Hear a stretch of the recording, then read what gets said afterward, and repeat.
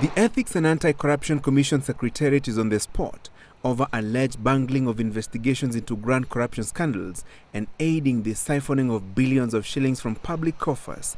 The Commission's Chief Executive Officer Halake Wako is staring at an exit from Integrity Center, with the National Assembly's Departmental Committee on Justice and Legal Affairs chaired by Samuel Chepkonga summoning him for a grilling session on Tuesday. The Commission's announcement that it would initiate fresh investigations into the theft of 791 million shillings from the National Youth Service through tenders awarded at inflated prices, raising questions on its competence and seriousness in the fight against corruption. The Commission had announced a fresh probe into the NYS saga following an affidavit sworn by one of the scam's main suspects, Josephine Kafura Irongo.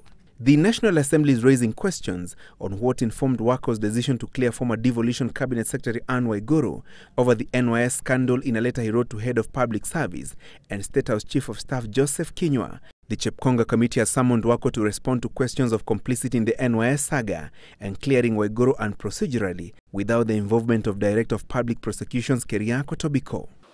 I am in the process of petitioning Parliament for the removal of the entire Secretariat, starting from the the CEO, Alake, and his deputy, Mubea, because I believe those are the ones, every government official, state officers who have been accused of issues touching on corruption, they are the ones who receive bribes from them to give them clean bill of health.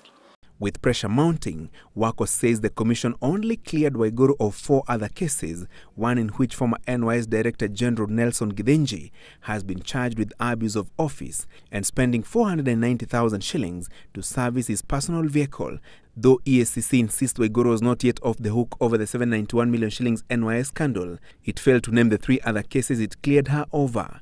The affidavit sworn by Kafura claims the raids conducted by the anti-graft body in residential premises of top NYS suspects were stage-managed. The EACC Secretariat, before these commissioners were appointed, were executive stooges covering up for people the executive wants to protect, and indeed extorting money and seeking around in the pretext of conducting investigations.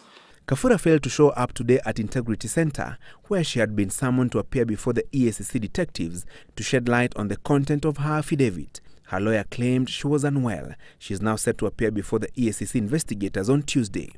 EACC's newly appointed chairman Philip Kinisu is scheduled to address his maiden news conference tomorrow and is expected to respond to questions raised on the integrity of his chief executive officer and other secretariat senior officers in the fight against corruption. Francis Gashuri, Citizen Live at 9.